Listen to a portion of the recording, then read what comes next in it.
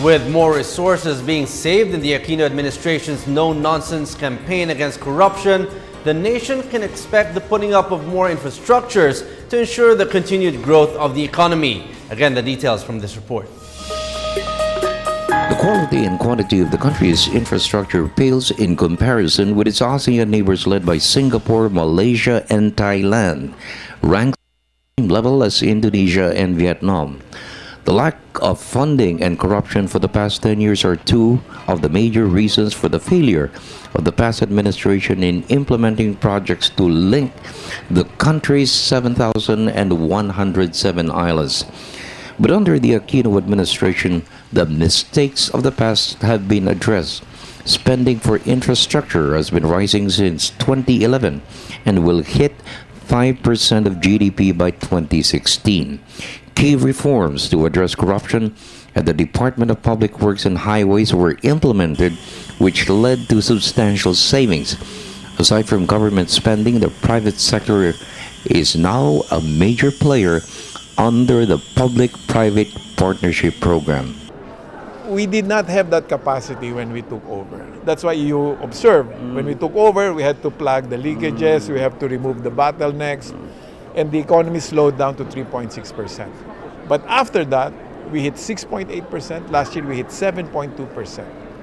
Simply because we have approved the ability of the government, not just to spend the money, but to spend wisely, to spend the money with less inefficiencies, to spend the money with less leakages. And in 2011, we were doing 2.1% of GDP. That the absolute amount involved is about 200 billion pesos.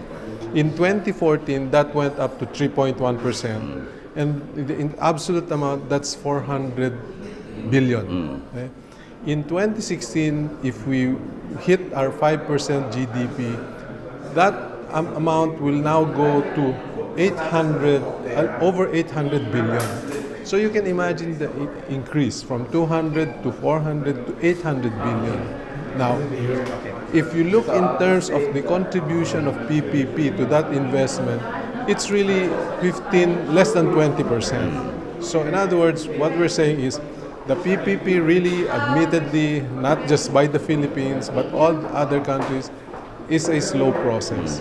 Among the major projects are airports to include the rehabilitation of the Ninoy Aquino International Airport, the Mactan Airport in Cebu, the expansion and improvement of airports for Bohol, Boracay, which are three of the top tourist destinations, the Skyway Connector Road, which will link the North and South Luzon Expressway. There's a long list of other road networks to be built.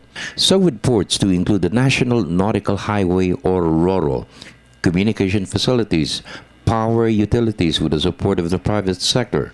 Trade Secretary Gregory Domingo stressed infrastructure spending will boost growth and attract more foreign capital to fuel the surge in manufacturing, to generate jobs and reduce poverty incidents. And you can see just in Metro Manila that there are multiple construction projects that are going on in parallel.